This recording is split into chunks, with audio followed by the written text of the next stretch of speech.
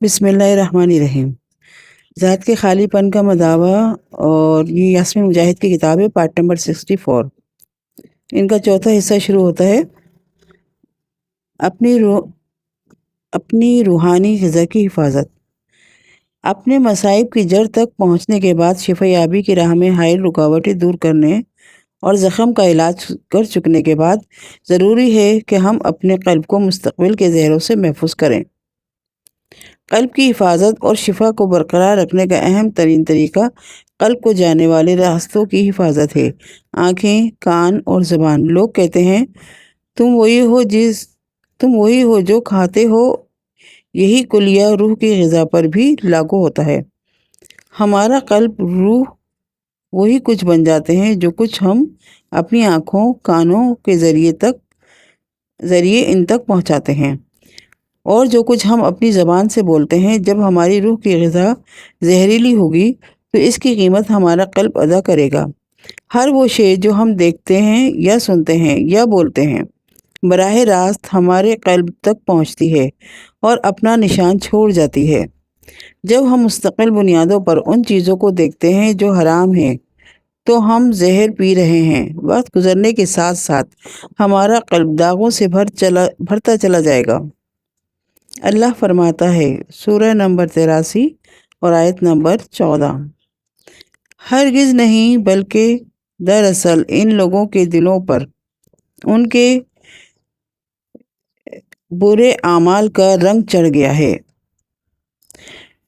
جو کچھ ہم دیکھتے، سنتے اور بولتے ہیں اس کا ایک اور اثر یہ مرتب ہوتا ہے کہ یہی کچھ ہماری توجہ کا مرکز بھی بن جاتا ہے۔ یہ ہمارے قلب میں نمو پاتا رہتا ہے۔ مثال کے طور پر ہم جہاں زندگی بسر کرتے ہیں وہ دکھاووں کی دنیا ہے۔ اپنے آس پاس دیکھیں تو ہر سو انتہائی توجہ کا مرکز یہی ہے کہ چیزیں کیسی دکھائی دیتی ہیں۔ سوشل میڈیا، فلمیں، وسائل، ہر شے کی عبادت سطحی ہے۔ جب ہم اشیاء، مواد، ظاہری حیت کی چمک دمک ہی وہ واحد شے جو ہم دیکھیں، سنیں اور انہی کے بارے میں بات کریں تو یہی کچھ ہماری آنکھوں میں زیادہ اہمیت اختیار کر جاتا ہے۔ سوشل میڈیا پر اگر ہمارا ٹائم لائن صرف فیشن، سامان، آرائش پر کہ لوگ کیا پہن رہے ہیں، لوگ کیا کھا رہے ہیں، کیسے دکھ رہے ہیں، کس سے کس کا تعلق ٹوٹ گیا ہے، تو یہ ہماری آنکھوں کے لیے اہم ترین چیزیں بن جاتی ہیں۔ یہ ان چیزوں کی اہمیت ہماری نظر میں بہت بڑھا دیتی ہیں۔ ظاہری فیشن، رتبہ، مقام، مشہوری، دنیا کی اہمیت ہمارے دلوں میں دوچند ہو جاتی ہے، صرف اس لیے کہ اس پر تو ہم سارا دن توجہ مرکز رکھتے ہیں۔ یہ ہماری روح کی غذا ہے، جبکہ ہم اپنے قلوب کو وہ چیزیں دکھلائیں جو واقعتاً اہمیت کی حامل ہیں، ایسی چیزیں جن کی یاد دہانی ہمیں اللہ سبحانہ تعالیٰ کراتا ہے اور جو ہمارا حتمی مقصد ہے، تو پھر یہی چیزیں ہمارے قلب کے لیے اہمیت اختیار کر جائیں گی۔ آپ وہی ہیں جو آپ کھاتے ہیں۔ اگر آپ کی خوراک صحت مند دانہ ہے تو آپ صحت مند ہوں گے۔ اپنی روزانہ کی نیوز فیڈ کے متعلق سوچیں۔ جو کچھ آپ پڑھتے ہیں اور دیکھتے ہیں، کسے اور کیا آپ آن لائن فالو کر رہے ہیں، یہ فریج میں پڑی ہوئی خوراک کی مماثل ہے۔ یہ وہ خوراک ہے جو اس روز آپ کھائیں گے۔ خود سے پوچھئے، کیا یہ صحت مندانہ خوراک ہے یا کباڑ کھانا ہے؟ اور اس سے بھی بدتر یہ ہے کہ آپ کا فریج زہر سے بھرا ہوا ہے۔ اس بات کو یقینی بنائیں کہ جو کچھ آپ پڑھ رہے ہیں، جو چیزیں آپ اسکرین پر دیکھ رہے ہیں، جن چیزوں کے بارے میں آپ بات کر رہے ہیں اور جو چیزیں آپ سن رہے ہیں، وہ چیزیں جن کا آپ کو جنون ہے، صحت مند ہوں، کیونکہ یہ آپ کی خوراک ہے۔ یہ وہ روحانی غذا ہے جو آپ اپنے قلب کو کھلا رہے ہیں۔ مندرجہ بالا یہی اصول خوف پر بھی لاگو ہوتا ہے، اور یہی وجہ ہے کہ بہت سے لوگ منفی خبروں سے مغلوب ہو جاتے ہیں۔ جب دنیا میں کچھ وقوع پذیر ہوتا ہے، اگر آپ منفی واقعات کے متعلق تمام خبروں یا خوف کے جنون میں مبتلا ہوں گے، آپ کے اضطراب میں مبتلا ہونے کی شرح میں اضافہ ہو جائے گا۔ اگر آپ کی نیوز فیڈ میں ہر شے جو کچھ آپ پڑھ رہے ہیں یا دیکھ رہے ہیں یا بات کر رہے ہیں کسی منفی واقعے سے متعلق یا مسئلے سے جڑی ہوئی ہے، تو اس مسئلے یا واقعے سے جڑا خوف آپ کو کھا جائے گا اور مفلوج کر دے گا۔ جب آپ اس پر توجہ مرکوز کرتے ہیں تو تاریکی میں اضافہ ہو جاتا ہے۔ اگر تاریکی ہے تو شمع روشن کریں، لیکن جنون کی حد تک تاریکی کے بارے میں پڑھنے، بولنے اور سوچنے سے یہ دور نہیں ہوگی۔ یہ آپ کی آنکھوں میں بڑھتی ہی جائے گی جب تک کہ آپ کسی اور شے کو نہیں دیکھیں گے۔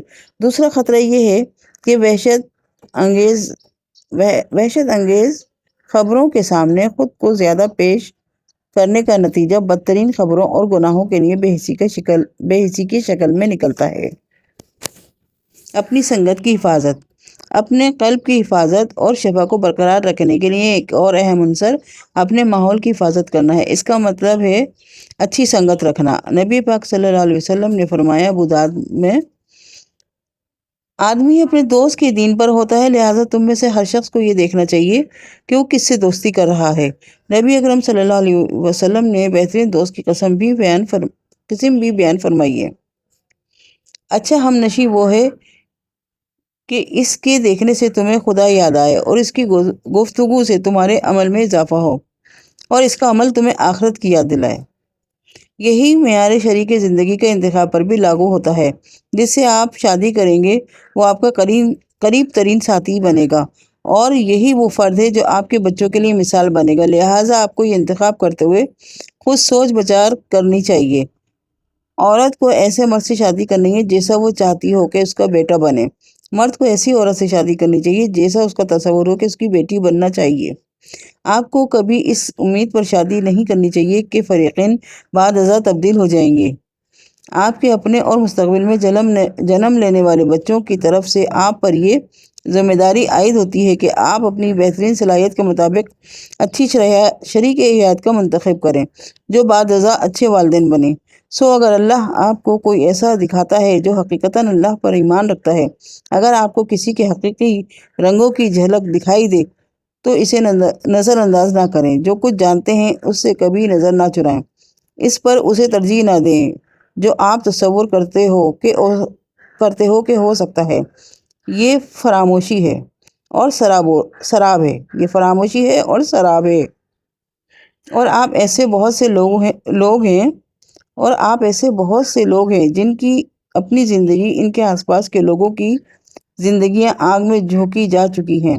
بہت سے لوگ شادی کا فیصلہ کرتے ہوئے بڑے خصائص کو نظر انداز کر کے صرف ظاہری یا مالی تحفظ کو پیش نظر رکھتے ہیں۔ یہ تباہی کا نسخہ ہے۔ اگر کوئی شخص نماز نہیں پڑھتا تو اس کے بارے میں یہ تصور سراب سے زیادہ کچھ نہیں کہ وہ بعد میں نماز پڑھنے لگیں گے۔ دل جیتنے کے لیے ملاقاتوں کے دوران لوگ اپنے بہترین رویے کا اظہار کرتے ہیں۔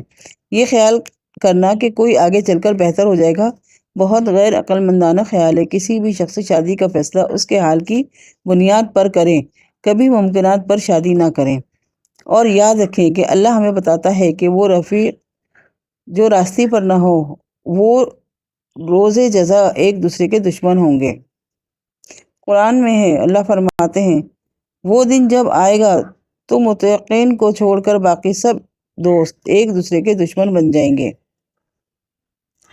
قرآن میں ہے، سورہ نمبر 25 آیت نمبر 26 اور 39۔ اللہ تعالیٰ سبحانہ تعالیٰ فرماتے ہیں، ہائے میری کم بختی، کاش میں نے فلاں شخص کو دوست نہ بنایا ہوتا۔ اس کے بہکائے میں آ کر میں نے وہ نصیحت نہ مانی جو میرے پاس آئی تھی۔ شیطان انسان کے حق میں بڑا ہی بے وفا نکلا۔